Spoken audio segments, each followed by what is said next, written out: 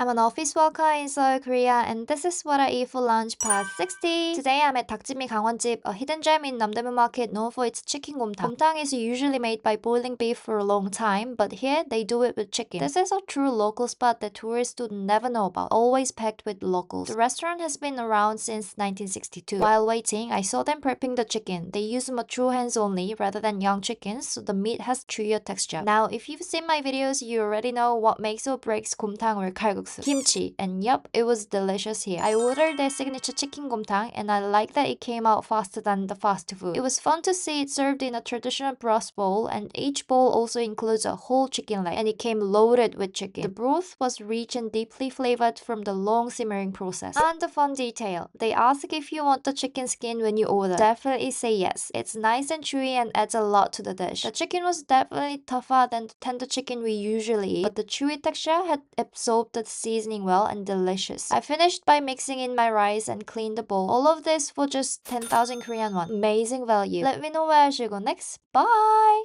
I'm an office worker in Seoul, Korea, and this is what I eat for lunch part 61. Today I'm at 성수족발 in Seongdong-gu to eat Jokbal. Jokbal is basically Korea's version of sakse, made from pig's feet. I went after lunch hours, but still had to wait about 30 minutes. Since the menu is simple, the table turnover didn't seem fast. The side dishes were simple but matched really well with the Jokbal, and the kimchi was delicious. They also bring out some basic wrapped veggies for you. There's only one menu item, Jokbal, and this was the smallest size. It might look like a lot, but there are bones underneath, so it was just right for 2 people. Compared to other places, the color of the meat here was much darker and the flavor was noticeably sweeter. I'm not sure if they used caramel, but the sweetness stood out more than usual. What really surprised me with the first bite was the texture of the skin. Normally, Jokbal skin melts softly in your mouth. Here, it was insanely chewy. Almost like gum. Not in a bad way though. It's just super chewy, and that's definitely part of the charm. The meat was tender and separated easily from the skin. Well, some parts closer to the bone were a bit dry though. Of course, it's even better wrapped in vegetables. It was delicious, but honestly, it was not my all-time favorite Jokbal. I will share my favorite spot next time. It was 22,500 Korean won per person. Let me know where I should go next. Bye!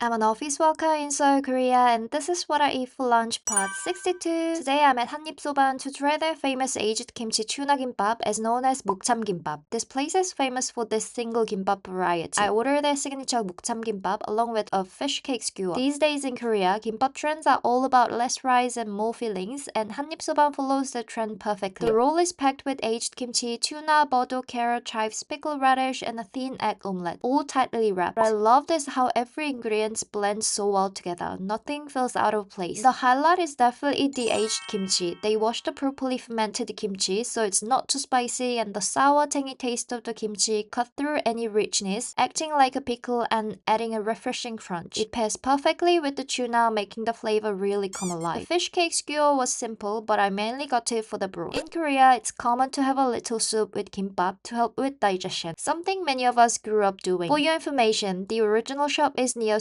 Women's University Station, but they also have a branch inside the Lotte department store in Myeong-dong. All of this for just 8,000 Korean won. Let me know where I should go next. Bye! I'm an office worker in Seoul, Korea, and this is what I eat for lunch part 63. Today I'm at Obongjip in Myeong-dong to try their stir-fried small octopus, 낙지볶음. They are known for a variety of seafood dishes and provide lunch specials. Both rice and side dishes are self-served, so no need to ask the staff for refills. I ordered the stir-fried small octopus, which comes with seaweed soup and a few side dishes. I got my rice ready with a drizzle of sesame oil, and soon the main dish arrived. The plump octopus was stir-fried in a red chili sauce with plenty of vegetables like cabbage and onions. It looked extremely spicy with the color, but was actually just the right level with a hint of sweetness. There was also smoky wok flavor, showcasing the fundamentals of Korean stir-fry cooking, and the sauce was perfect when mixed with rice. The octopus pieces were thick and juicy, not rubbery at all, giving a wonderful chewing experience. They had a nice bite while still being tender, and the seasoning really soaked into them. We shared one portion between 3 people, and it was more than enough. I mixed in seaweed flakes and bean sprout to balance the heat. It was so addictive that I couldn't stop eating. And since the rice is unlimited, you can really enjoy every last bit of the sauce. All of this for just 12,000 Korean won per person. Let me know where I should go next. Bye!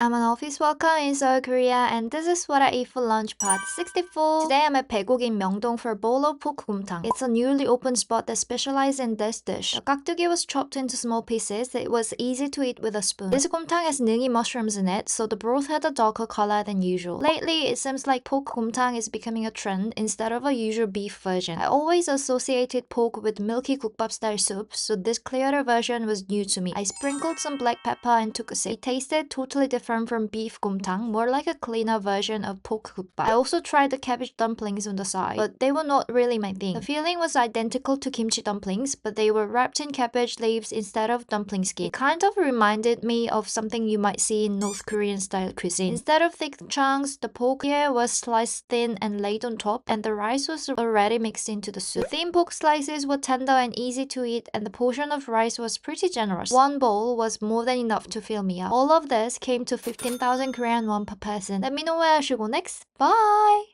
I'm an office worker in Seoul, Korea, and this is what I eat for lunch part 65. Today I'm at Jinju in Yeouido for kongguksu, literally soybean noodle and one of Korea's classic summer delicacies. It's made by blending soybeans into a thick, chilled broth and pouring it over noodles. This place is known as one of the top 2 kongguksu spots in Seoul, along with Jinjuhouse near City Hall. They are actually run by siblings, and honestly, both are so good it's hard to pick a favorite. Kongguksu is meant to be eaten cold, so once it starts getting hot, people start craving it. If the soybeans are not cooked properly, the broth can smell a little off, but the one here is incredibly rich, nutty and clean. It's so good, I could even crave it in winter. The noodles were soft and easy to slurp, and the thick soybean broth was the key. It's completely different from soy milk, closer to tofu in taste. What keeps this dish from feeling bland is the kimchi on the side. It had a slight sweetness, kind of like bossam kimchi, and it paired perfectly with the cold noodles. Also, public service announcement. If they run out of ingredients, they close earlier than posted hours. So being able to get a bowl early in the season felt like a win. It was 15,000 Korean won per bowl. A bit pricey, but honestly, I could eat this all summer and never get tired of it. Let me know where I should go next. Bye! I'm an office worker in Seoul, Korea, and this is what I eat for lunch part 66. Today I'm at Yuga, a Korean Chinese restaurant in Myeong-dong. It's known for its yuringi, but this was the first time I didn't quite get the hype. There was a short wait since I came during the lunch rush, and the place was clearly very busy. We shared the yuringi and each ordered our own dish. The yuringi is the signature menu item, crispy fried chicken with a tangy soy sauce. The sauce itself was sweet and sour with a mild kick from the chilies, which helped cut through the greasiness. But for me, the batter was way too thick, which is not really my thing. I personally prefer a lighter, crispier coating. As for the jjajangmyeon, I usually like it when it has that distinctive savory flavor that makes me feel sleepy in the afternoon. But this one was a bit bland for my taste. A good jjajangmyeon should be addictive, making you feel a slight regret after eating it. But the sauce felt a little flat, though the toppings were generous and the noodles had a nice chewy texture. My colleague ordered the stir-fried jjampong, a dry version without broth, and said it had a bit of heat to it. To be honest, I didn't quite understand why this restaurant is so popular. I've definitely had better, but again, that could just be my personal taste. Altogether, it came out to 15,500 Korean won per person. Let me know where I should go next. Bye! I'm an office worker in Seoul, Korea, and this is what I eat for lunch part 67. Today I'm at Ferment, a vegan restaurant in Yongsan. The vibe here was warm and cozy, and while the price is a bit on the higher side, everything from the food to the atmosphere was absolutely worth it. I started with a kombucha, which had none of that funky aftertaste kombucha sometimes has. It was just genuinely delicious. Last up was the fermented tomato hummus. As a hummus freak, I can confidently say this was the best I've had in Seoul. The visual was stunning, and the sourness of the tomato enhanced the flavor. Also, the texture was incredibly smooth and creamy. Even the eggplant had an artistically tender texture. Next was the cauliflower soy garlic chicken. Of course, it's not real chicken. It's deep-fried cauliflower coated in a soy garlic glaze. It was crispy and tasty, but let's be real. Cauliflower is cauliflower, and that's okay. Last came the garlic mushroom pizza. The crust was fermented with kombucha, which made it extra chewy and flavorful. The house garlic fermented sauce was the real kick here. So delicious. The texture of the songa mushroom was almost meat-like, even better than the meat. All of this came to 32,000 Korean won per person. Not cheap, but I'd 100% come back. Let me know where I should go next. Bye!